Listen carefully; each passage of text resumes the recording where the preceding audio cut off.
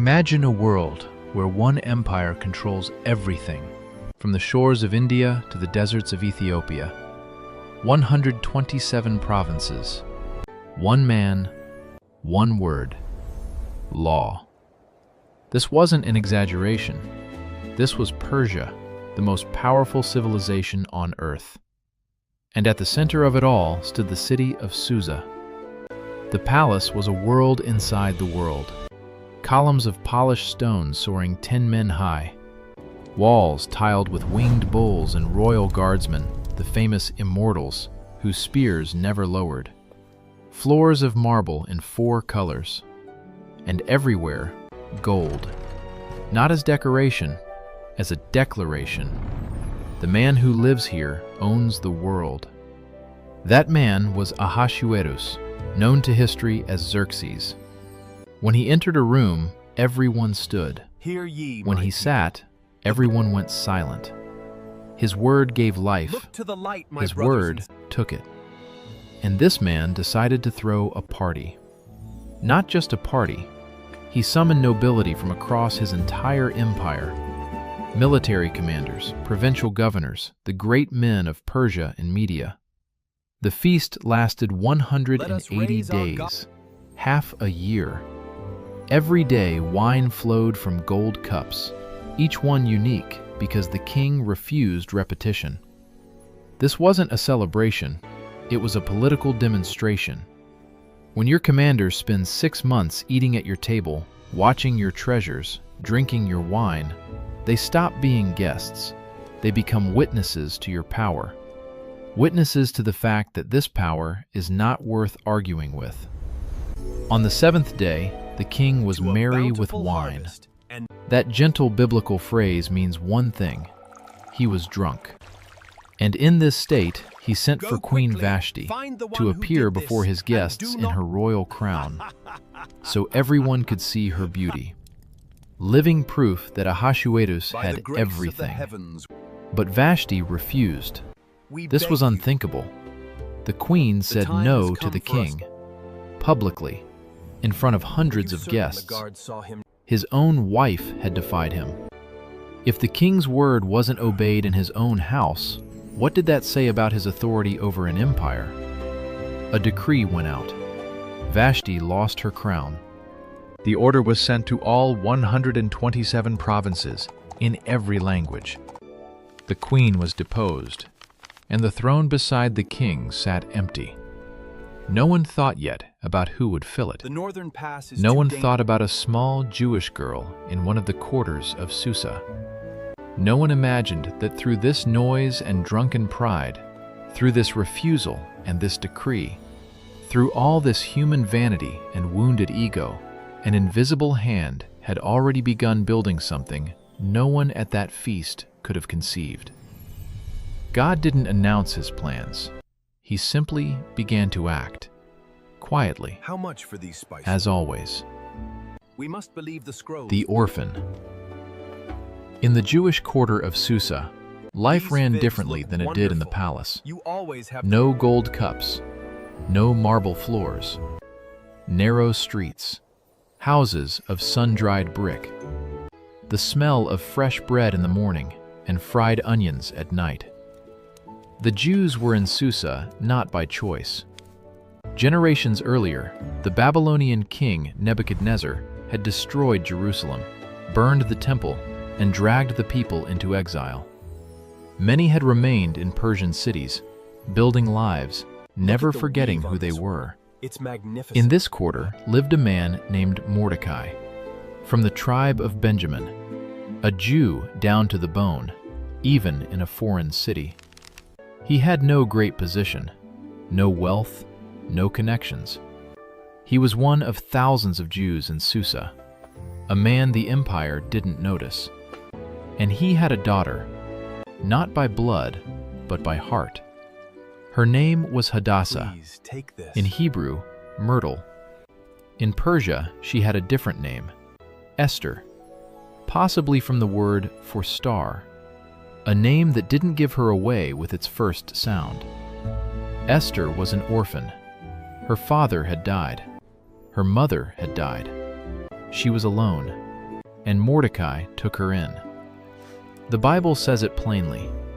He brought her up as his own daughter. True wisdom But is not behind that merely phrase found on the is an parchment, entire life. but A man who could have walked past someone else's tragedy chose not to. He simply took the girl and raised her as his own, and loved her. You can see it in every line where he appears beside her. Mordecai taught This her passage, two things. It reveals the Fear God. Understand now. that there is The someone heavens have hire than opened, any and the king, divine light shows and us don't the way. reveal your identity. We are truly blessed Being this Jewish day. in a pagan empire meant being a stranger, and strangers are always vulnerable. Esther obeyed, not from fear, from trust, the kind you have in a father. And that habit of listening, of trusting, of doing nothing without his counsel The king knows would about your remain in gift. her even after You she must became leave queen. tonight, before The selection. Time passed. The king remembered Vashti. His advisors read his mood. They proposed, "Let beautiful young women be gathered from every province, the stars have put in the aligned, my care of king. Hegai, The scrolls keeper of the foretell- women." The king would choose. Whoever pleased him most would become queen. The king agreed. The order went out. Among the girls taken was Esther. She was brought before Hegai, the keeper of the royal women. A man These who'd spent his markings tell the life story of inside our palace ancestors. walls, Look closely who'd here. seen This everything, passage reveals who could look at a person and understand who stood before him in seconds. When Hegai saw Esther, something changed. The Bible says she found favor in his eyes. In biblical language, that The light phrase doesn't shines just upon mean you, he favored liked one. her. The drought worsens It means every a day. special disposition that opens doors that remain closed to everyone else. Hegai looked at hundreds of girls, but in this one, there was something that made him stop. Not just beauty, there was plenty of that. Something else. A quiet dignity.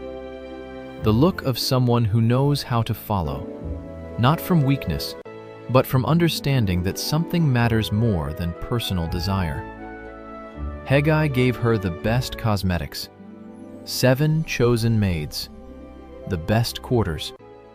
Not because anyone ordered it, because he decided it And the himself. harvest was That's how God grants favor.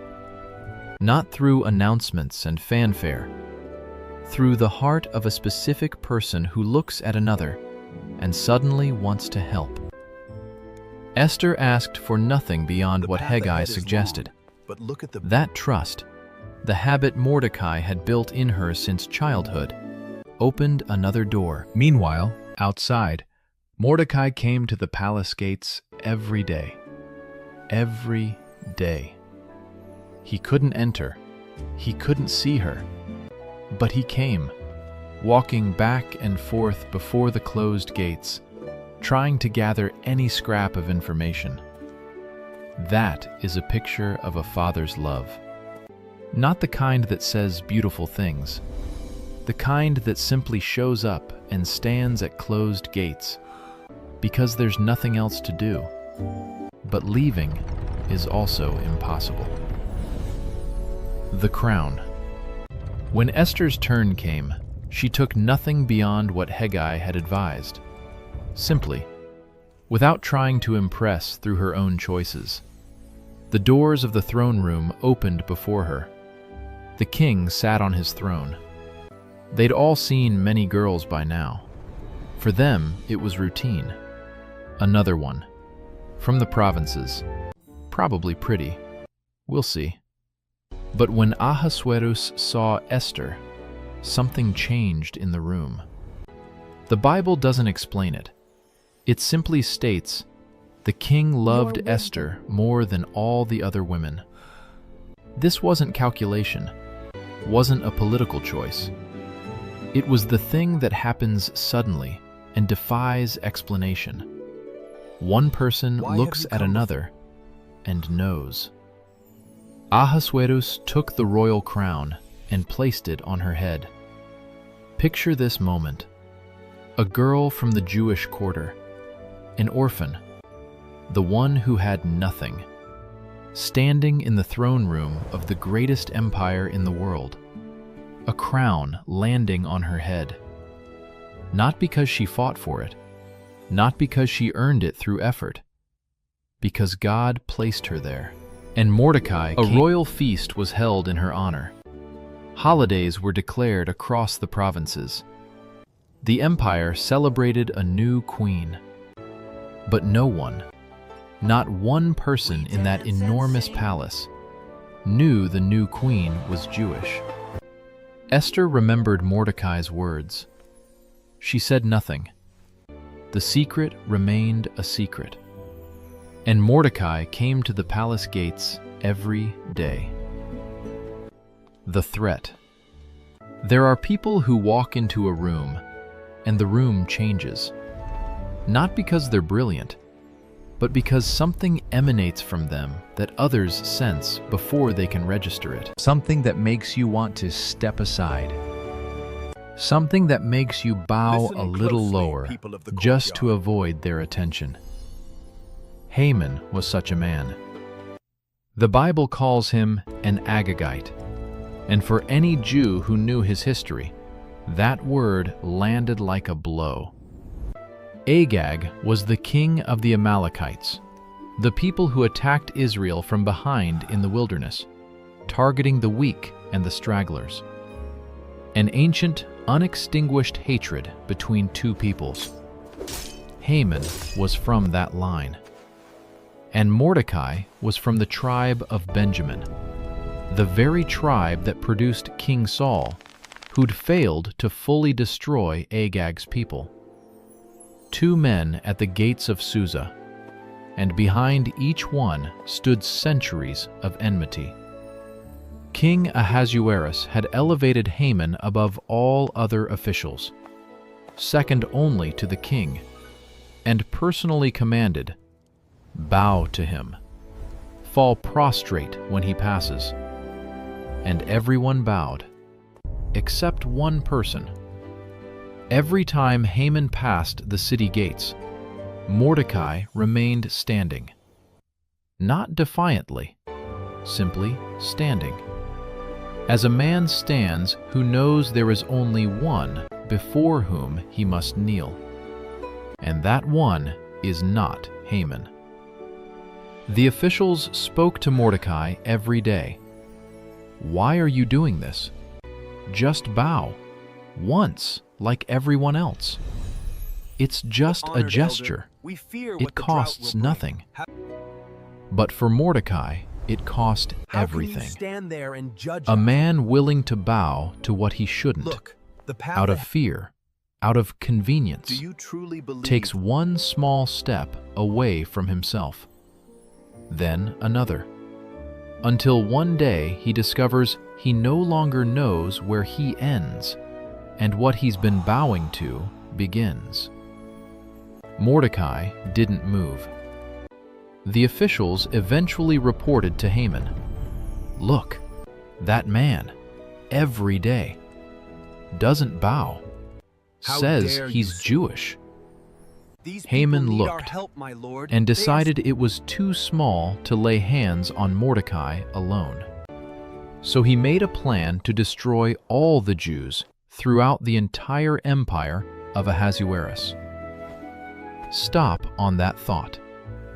One man We didn't must bow, secure this position by the One. next full moon. and the Our response was a plan to annihilate an entire people. Hundreds of thousands of men, women, children, elderly, connected to this man only by belonging to the same nation. Haman went to the king with a polished state argument. He didn't say, "There's a man who disrespects me." He dressed personal hatred in the clothing of political necessity. There is one Trust me, people my king. scattered through all your Majesty, provinces. You must listen. Their laws are different from every other You people's. defy the heavens They don't obey themselves. the royal statutes. You gain nothing by The harvest tolerating is them. failing, your majesty. Let a decree be written for their destruction, The magic is and I will put fading. 10,000 talents of silver into the royal treasury. every word We must calculated, act, every button pushed.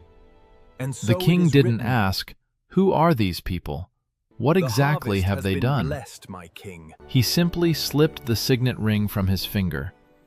"Do what you think is best. I am weary. Keep the silver. The people They are waiting yours." for you. One gesture, one movement of a hand, and the fate of hundreds of thousands was sealed. The decree went Your out to Majesty. all How 127 long must we provinces. wait? On the 13th day of the 12th month, destroy all Jews, young and old, men and women, children, everyone. When the decree was sent, the king and Haman sat down to drink wine. No relief, no doubt, no backward The glance. harvest moon is- the Just evening light wine is after a beautiful. hard day of state business. Look at the crowd And the today. city of Susa was in confusion. The impossible choice. These The news prophecies reached for- Esther through her maids. and so My the queen, scriptures say, At the we gates, must trust. Mordecai. He's in sackcloth. Hurry! He's they're weeping. Right behind us. He won't leave. She froze. This man who'd worries been about the the upcoming embodiment of quiet strength her entire life, who never lost his head, who always knew what to do, was sitting in the dirt in ashes, weeping. Something had happened that neither intelligence nor experience could fix. She sent her most trusted eunuch to find out what had happened. He returned with a copy of the decree, that document sealed with the royal signet, and a request from Mordecai: "Go to the king, plead You with must him for believe your me, people." Master. The signs are clear. Esther's We must response was leave, Father. honest. They are She coming. explained clearly, "Everyone knows this law. If anyone enters the king's inner court not without be being afraid. summoned, the penalty is death. The only exception is if the king extends the golden light- scepter. I have not been called to the Father, king for the magic 30 is fading. days." I saw the light dim in 30 the days. amulet. In palace terms, 30 days of silence from the king meant you might not be in favor anymore, that your star might be setting. If she entered without being summoned, and the king didn't extend the scepter, she was dead. Persian law knew no exceptions.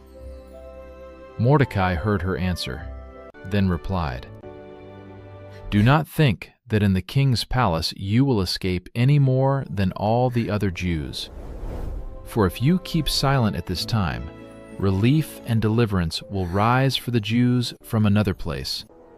But you and your father's house will perish. Behold, the city And who promised to knows us. whether you have not come to the kingdom for such a time as this?" Every word precise. First, don't think you'll escape. The illusion that your walls protect you? Gone. The decree made no exceptions for a Jewish queen.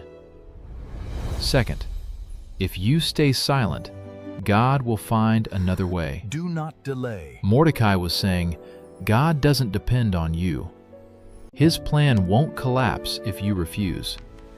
But then you'll have lost what you could have done, and yourself. Third, who knows whether you have not come to the kingdom for such a time as this? There it is, the key. Mordecai wasn't claiming to know God's plan for certain. He was asking a question.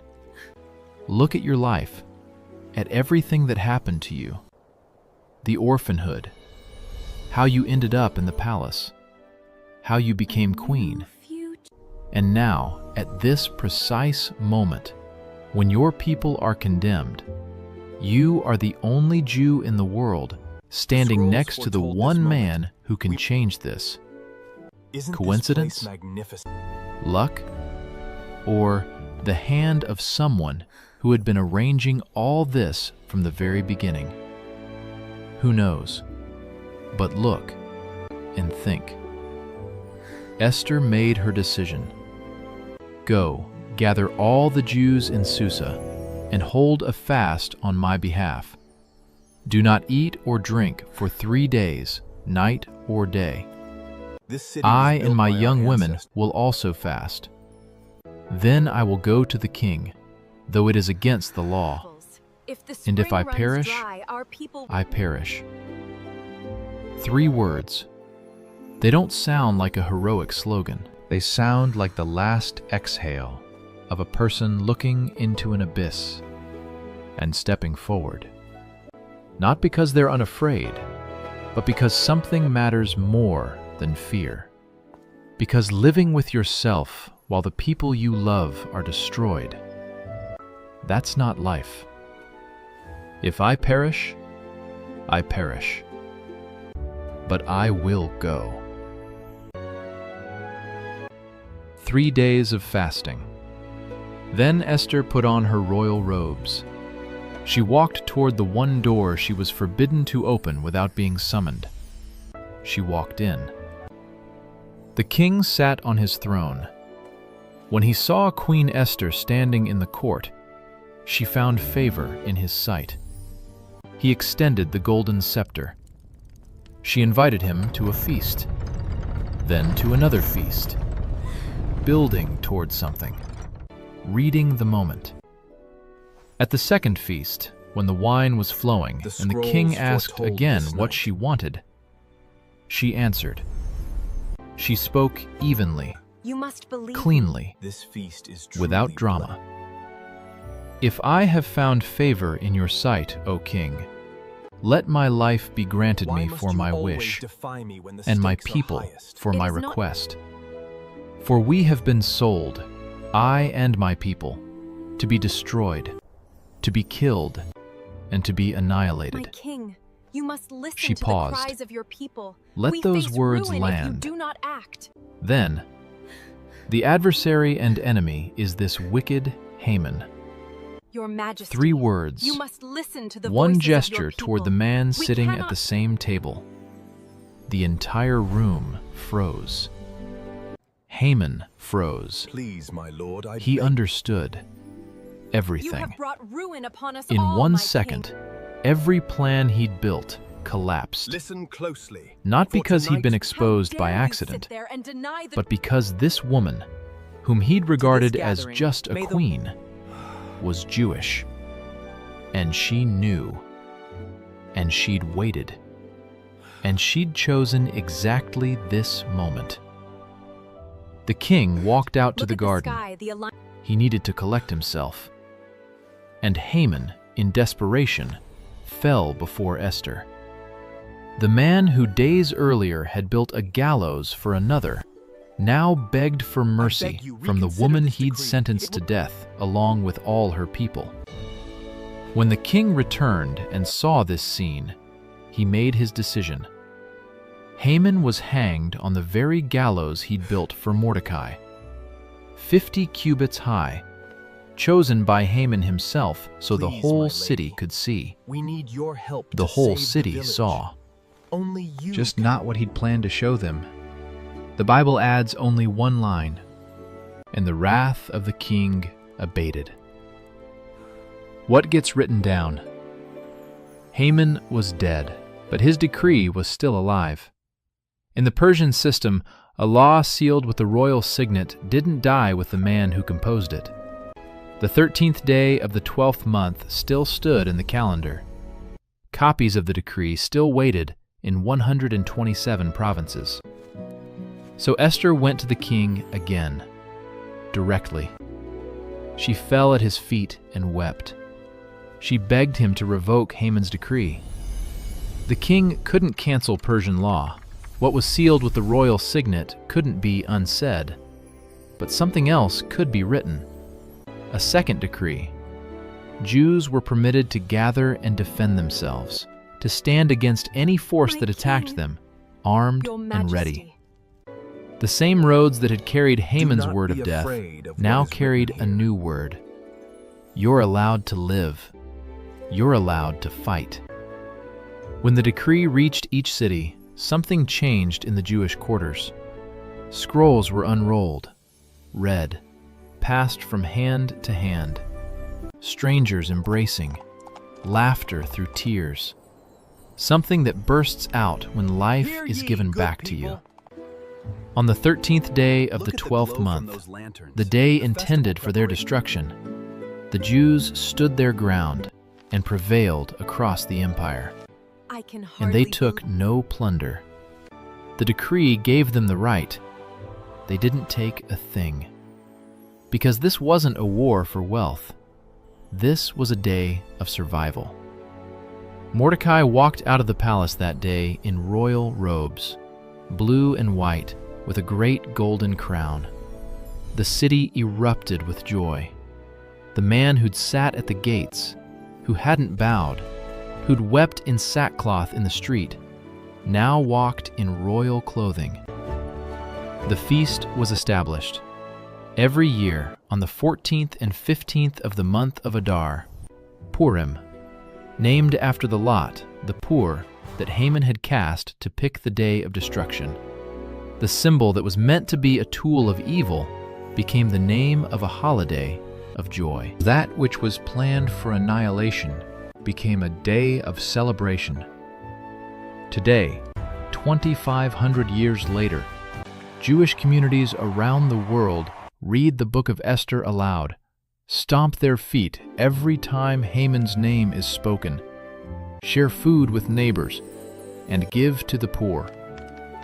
A holiday born in the Jewish quarters of a Persian city in the 4th century BC Look, is the still words alive. themselves are singing. That itself is The a covenant miracle. shines brightly upon The us book of this day, Esther brother. is the only book in the Bible that never once mentions the name of God. Not one prayer quoted directly. Not one prophet with a message. Not one miracle breaking the laws of nature. Just people. Just events. Just choices and consequences. And yet, His presence fills every line. Not because it's stated directly, but because there are too many coincidences to call them coincidences. Vashti refused the king, and the throne emptied. Esther ended up in the palace and found favor with the exact person who could help her. Mordecai happened to be at the gates at the precise moment two eunuchs were discussing assassination. The record sat in an archive exactly as long as was needed. That The is king why we couldn't light the sleep lanterns on when that the specific shadows grow night. long. Oh, The now- lot fell on a distant month, giving Esther exactly the time she needed. Each event, separately, is explainable. People don't sleep. Kings get bored. Women are sometimes beautiful. Ordinary life. But together, this is not ordinary life. Together, this is a story with an author. A story in which nothing is forgotten, not even a name in an old scroll, not even an orphan in a foreign city, not even a man at the gates whom no one notices. God sees. God remembers. God leads. If you look closely at the symbol, Quietly, so quietly that His name can go unwritten on every page, and He still fills every line. For such a time as this, Esther didn't know what would happen when she crossed the threshold of the throne room. She only knew that God had placed her where she was, and that this was enough reason to take the step. Not because she was certain of the outcome, because she was certain of the one who holds the outcome in His hands. If I perish, I perish. That is not a heroic slogan. That is faith. Not the absence of fear, not a guarantee of a good ending. Faith is movement forward when everything inside says, stop, this is dangerous. Movement forward, because the one you trust is bigger than your fear, bigger than any Haman, bigger than any decree The with drought any persists, seal. my king. The story of Esther ended. The scroll was rolled up. The feast was established. The people lived.